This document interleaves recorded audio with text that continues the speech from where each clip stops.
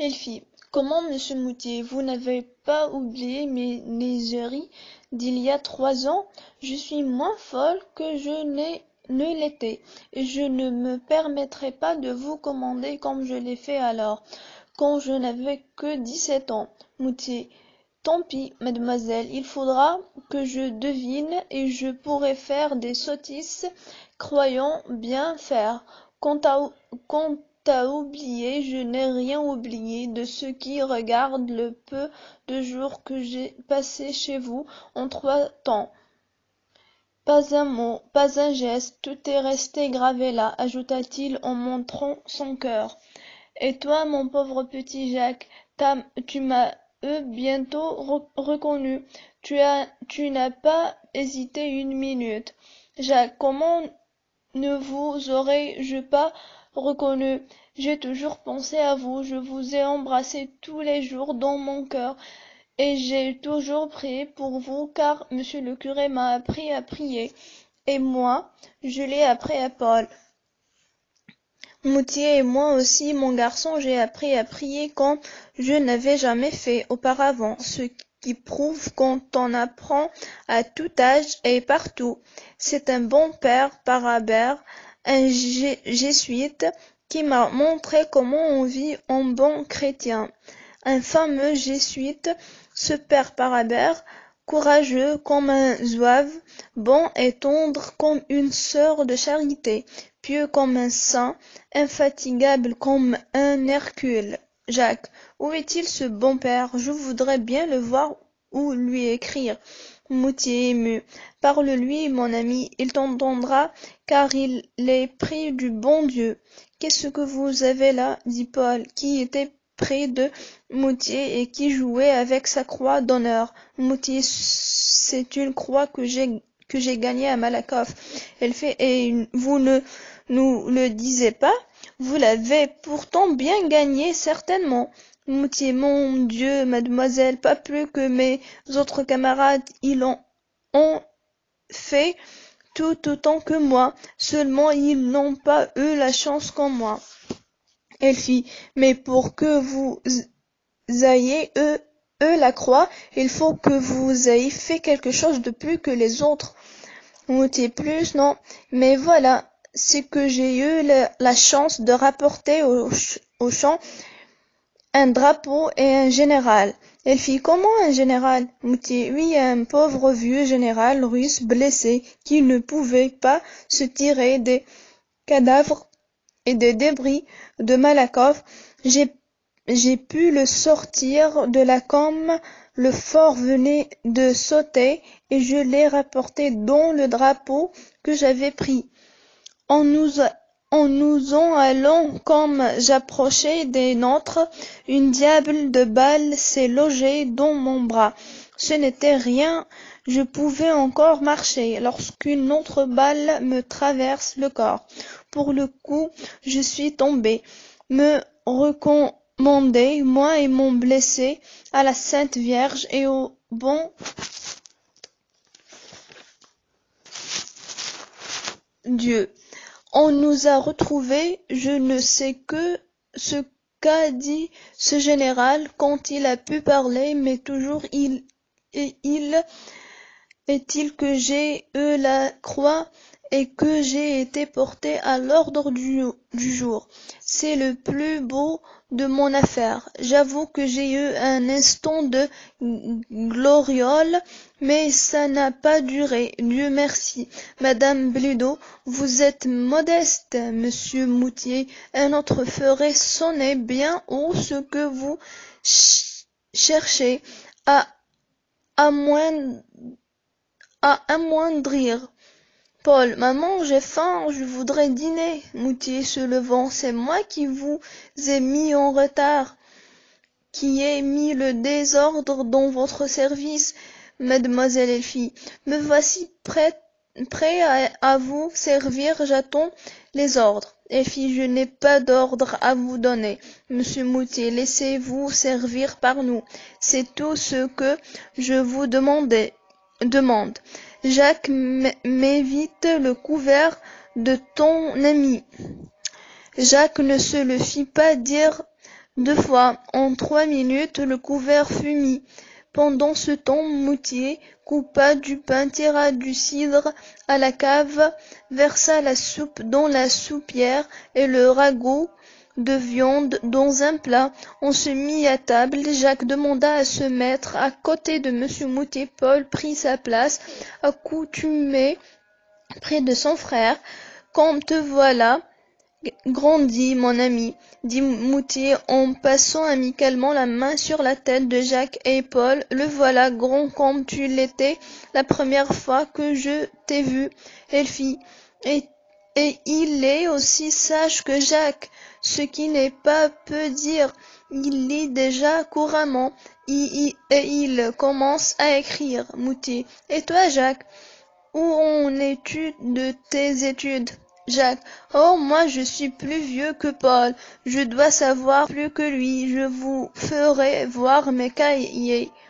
Moutier. Oh, oh, mes cahiers. Tu es donc bien savant. Jacques. Je fais de mon mieux. Le maître d'école dit que je fais bien, je tâche toujours. Moutier. Bon garçon, va, tu es modeste. Je vois ça. Paul. Monsieur Moutier, est-ce que vous êtes toujours soldat? Moutier, je suis sergent, mon garçon. Elfie, et vous ne nous le disiez pas? Quand avez-vous été nommé sergent?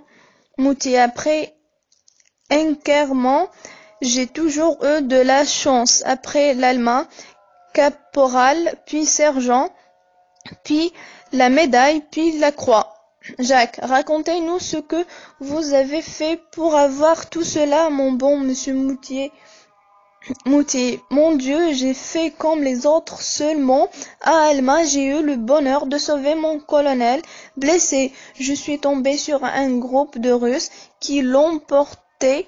J'ai sabré, piqué, je me suis tant démené que j'en ai tué, blessé. Les autres sont partis tout courant et criant Tuorte, ce qui veut dire le diable, Madame Blido. Et puis pour le reste, Moutier, eh bien, après un carment, ils m'ont nommé sergent parce qu'ils ont dit que j'avais fait le travail de dit et que j'ai dégagé un canon que les Russes ont cloué. Un canon anglais, bon mérite, il ne valait pas la douzaine de pauvres diables que j'ai tués pour le ravoir, mais enfin, c'est comme ça, je suis devenu sergent tout de même. Elfie, et la médaille? Moutier, vous n'oubliez rien, mademoiselle Elfie. La médaille, c'est à tractir pour avoir culbuté quelques Russes, dans le ruisseau au-dessus.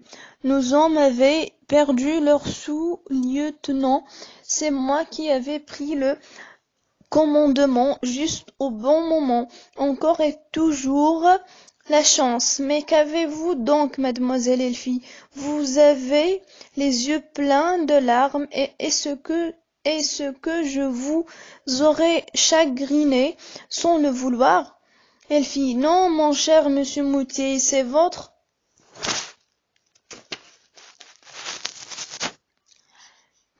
modestie qui me touche, si courageux et si modeste. Ne faites pas attention, ça passera, c'est le premier moment. La conversation ralentit un peu le dîner qui avançait. Pourtant, les enfants écoutaient avidement les récits de Moutier. Quand on fut au café, Jacques lui demanda ce qui était devenu le général prisonnier. Moutier, nous sommes venus ensemble tous deux, bien malades. Il avait comme moi le corps traversé d'une balle et d'autres blessures encore. C'est un brave homme qui n'a jamais voulu me quitter. Vous n'avez été à l'hôpital de Marseille. Il a voulu qu'on me mît auprès de lui dans une chambre particulière. Et pour achever de nous guérir, on nous a ordonné les eaux de Bagnoles. Nous sommes arrivés à Paris, où le général devait séjourner. Il voulait m'emmener aux eaux pour m'épargner le voyage à pied par étapes, mais je lui avais raconté mon histoire et je lui ai dit que je voudrais absolument revoir Et aussi mes bons amis. Que diantre, je peux bien vous appeler mes bons amis, puisque vous soignez ces enfants et que je n'ai personne au monde que vous qui m'aimiez, et que je n'ai eu de bonheur que chez vous, auprès de vous, et que si ce n'étaient les convenances et la nécessité de me faire un avenir, je ne bougerai plus d'ici, et que je me ferai votre serviteur, votre défenseur, tout ce que vous voudriez. Madame Blido souriant. Oh, moi d'abord je ne vous défends pas de nous traiter avec amitié, parce que nous vous aimons bien et que nous sommes bien heureuses de nous revoir. N'est-ce pas, Elfie? Elfie, c'est la vérité, mon cher monsieur Moutier. Nous avons bien souvent parlé de vous et désiré votre retour. Moutier, merci mes bons amis, merci, mais il y a quelqu'un que j'oublie. Dans ma joie, je me retrouvais ici, que devient le pauvre torchonnet?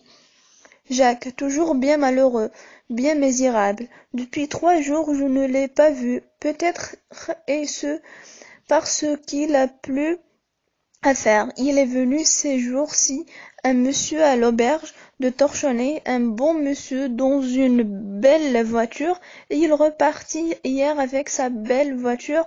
Ce qui est drôle, c'est que ce monsieur n'est pas sorti une fois de l'auberge, probablement que Torchonnet a été occupé avec lui au-dedans. Moutier, nous irons faire une reconnaissance de ce côté, mais il faudra la faire habilement à la tombée du jour, pour que l'ennemi ne nous surprenne pas. Jacques, l'aubergiste, n'est pas revenu encore, il ne reste que sa femme. Paul, et le bon capitaine, qu'est-il devenu? Moutier, capitaine est mort brave, au siège de Sébastopol, la tête emportée par un boulet, en montant une garde avec moi par 20 degrés de froid. Jacques, pauvre capitaine, j'espérais bien le revoir.